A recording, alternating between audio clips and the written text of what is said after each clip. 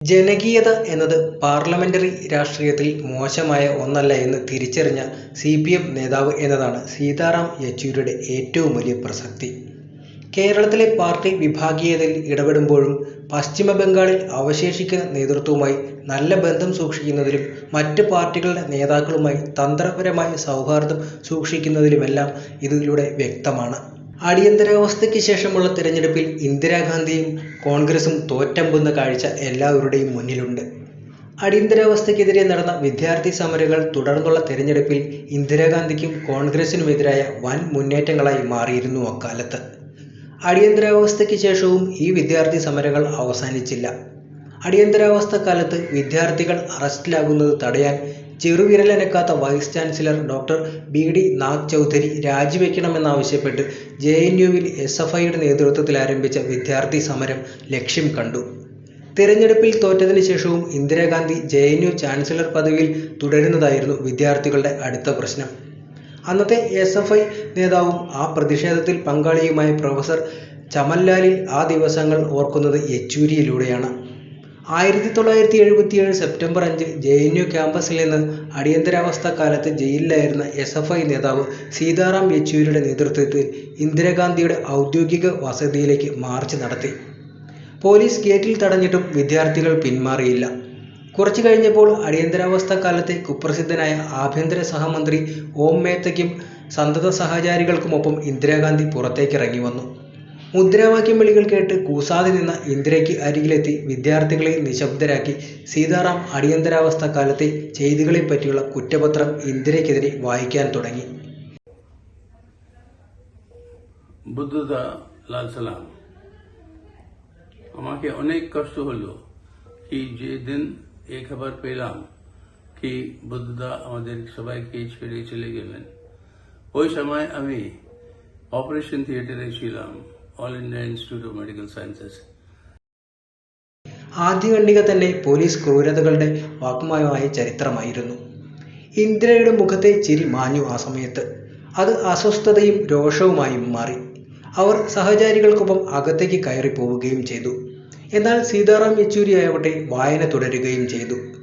ആ കുറ്റപത്രം ഇന്ദിരയുടെ വസതിയിൽ തന്നെ വച്ചാണ് വിദ്യാർത്ഥികൾ പ്രകടനമായി തിരികെ നടന്നു വന്നത്. അടുത്ത ദിവസം തന്നെ ഇന്ദിര ജെ.എൻ.യു ചാൻസലർ പദവി രാജിവെക്കുകയും ചെയ്തു. ആ എസ്.എഫ്.ഐ നേതാവിൽ നിന്ന് ഇന്ത്യയിലെ ഏറ്റവും പ്രശസ്തരായ രാഷ്ട്രീയ നേതാക്കളിലൊരാളായുള്ള സീതാറാം യെച്ചൂരിയുടെ വളർച്ച ഏറ്റവും സ്വാഭാവികമായിരുന്നു. അന്ന് കോൺഗ്രസിനെതിരായിരുന്നു സീതാറാമിൻ്റെയും സി.പി.എമ്മിൻ്റെയും നയമെങ്കിൽ ഇന്ന് ബി.ജെ.പി എതിർക്കാൻ കോൺഗ്രസുമായി പോലും സഖ്യമാകാം എന്ന നിലപാടിലേക്ക് സി.പി.എമ്മിനെ എത്തിക്കാൻ കൂടിയാണ് സീതാറാമിൻ്റെ പാർട്ടിക്കകത്തുള്ള പോരാട്ടം ഇത്രനാളും നടന്നത്. എന്താണ് വ്യക്തമാകാത്തത്? നിങ്ങൾ എത്ര ആവർത്തിച്ച് ചോദിച്ചാലും എൻ്റെ ഭാഗത്തുനിന്ന് ഒരേ ഒരു ഉത്തരമേ ഉണ്ടാകൂ. തൃപ്തിയായില്ലെങ്കിൽ ഞാൻ മറ്റൊരു ഭാഷയിൽ പറയാം.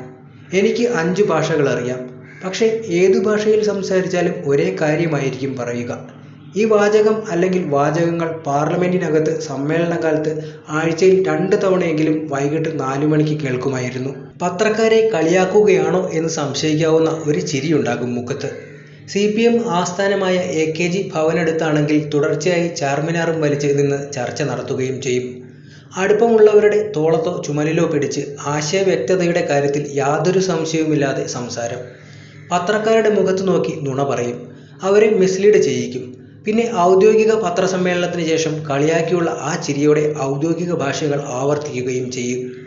കേരളത്തിൽ നിന്നോ ബംഗാളിൽ നിന്നോ അല്ലാതെ എസ്.എഫ്.ഐ അഖിലേന്ത്യാ നേതൃത്വത്തിലേക്ക് വരുന്ന ആദ്യത്തെയാൾ എന്നതും അടിയന്തരാവസ്ഥ കാലത്തെ ജെ.എൻ.യു നേതാവ് എന്നതുമായിരിക്കും സീതാറാമിനെ ശ്രദ്ധേയനാക്കിയ ആദ്യ ഘടകം. എസ്.എഫ്.ഐ നേതൃത്വത്തിൽ നിന്ന് ഒഴിയുന്നതിന് മുമ്പ് സി.പി.എം കേന്ദ്ര കമ്മിറ്റിയിലേക്കും. 1985 എത്തിയ സീതാറാം ഒരുപക്ഷെ ആ സ്ഥാനത്തെത്തുന്ന ഏറ്റവും പ്രായം കുറഞ്ഞ ആളുകളിലൊരാളായിരിക്കും. തുടർന്ന് ഇതേ വർഷം ഇ.എം.എസിൻ്റെ നേതൃത്വത്തിൽ പാർട്ടി ഭരണഘടനയിൽ ഭേദഗതി വരുത്തി രൂപീകരിച്ച സി.പി.എം കേന്ദ്ര സെക്രട്ടേറിയറ്റിലെ ഏറ്റവും പ്രായം കുറഞ്ഞ അംഗമായി സീതാറാം യെച്ചൂരി മാറി. പോളിറ്റ് ബ്യൂറോയുടെ കീഴിൽ കൂടുതൽ ഫലപ്രദമായും കൂടുതൽ നവീനമായ ആശയങ്ങൾ കൊണ്ടുവരാനും പ്രവർത്തിക്കുവാനും വേണ്ടി രൂപീകരിച്ച ഈ ചെറുപ്പക്കാരുടെ സെക്രട്ടേറിയറ്റിൽ മറ്റംഗങ്ങൾ പ്രകാശ് കാരാട്ടും എസ്.ആർ.പിയും സുനിൽ മിത്രയും പി. രാമചന്ദ്രനും ഉൾപ്പെടെയുള്ളവരായിരുന്നു. 1992 14-ാം പാർട്ടി കോൺഗ്രസിൽ പ്രകാശ് കാരാട്ടിനും എസ്.ആർ.പിക്കുമൊപ്പം സി.പി.എം പോളിറ്റ് ബ്യൂറോയിലേക്കും യെച്ചൂരി തിരഞ്ഞെടുക്കപ്പെട്ടു. 1996 ഇന്ത്യൻ പ്രധാനമന്ത്രിയായി CPM അധികായനായ ജ്യോതി ബസുവിനെ സഖ്യകക്ഷികൾ നിർദ്ദേശിച്ചപ്പോൾ പോളിറ്റ് ബ്യൂറോയിൽ ചർച്ച ചെയ്തത് അത് തള്ളിക്കളയുന്നതിന് നേതൃത്വം വഹിച്ച പ്രകാശ് കാരാട്ടും സീതാറാം യെച്ചൂരിയും അടങ്ങുന്ന ചെറുപ്പക്കാരുടെ ബ്രിഗേഡായിരുന്നു. ചരിത്രപരമായ വിഡ്ഢിത്തമെന്ന് ജ്യോതി ബസു പിന്നീട് വിശേഷിപ്പിച്ച ആ കാർക്കശ്യ നിലപാടിൽ നിന്ന് അകന്നു മാറുന്ന സീതാറാമിനെയാണ് പിന്നീടുള്ള കാലത്ത് കണ്ടത്.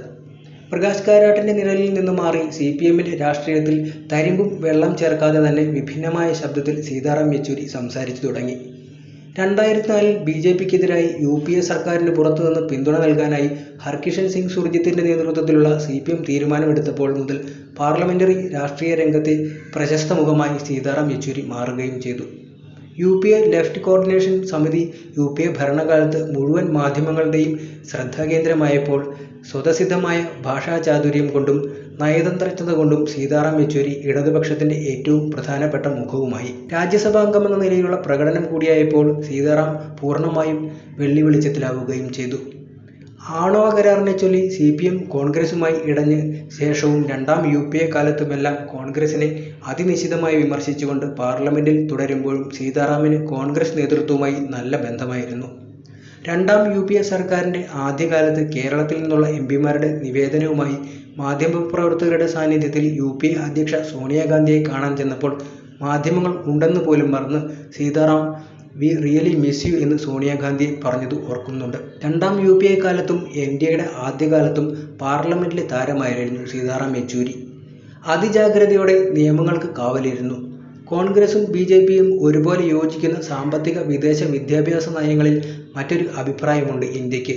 ഒരു ബദൽ നയമാകാം എന്നുള്ള കാര്യം പാർലമെന്ററി രേഖകളിലെങ്കിലും ഉൾപ്പെടുത്തുന്നതിൽ സീതാറാം യെച്ചൂരി വഹിച്ച പങ്ക് വളരെ പ്രധാനപ്പെട്ടതായിരുന്നു.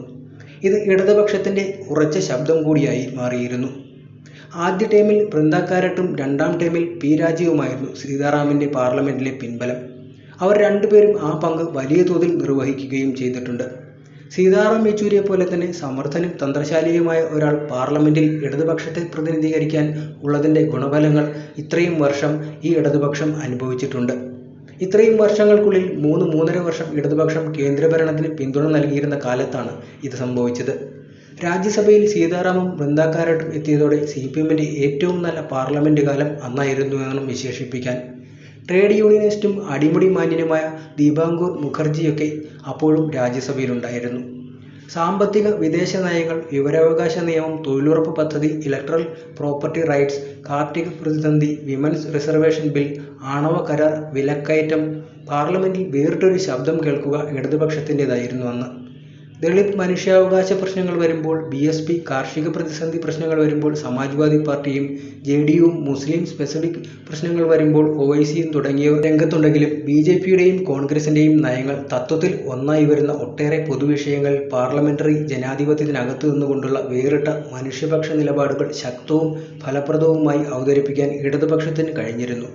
CPIയുടെ ഗുരുദാസ് ദാസ്ഗുപ്തയുമൊക്കെ അക്കാര്യത്തിൽ സമർത്ഥരായിരുന്നെങ്കിലും മുന്നിൽ സീതാറാം യെച്ചൂരി തന്നെയായിരുന്നു. CPM അതിന്റെ സംഘടനാപരമായ ചരിത്രത്തിലെ ഏറ്റവും വലിയ തിരിച്ചടികൾ നേരിടുന്ന കാലത്തായിരുന്നു ജനറൽ സെക്രട്ടറിയായി സീതാറാം യെച്ചൂരി എത്തിയത്.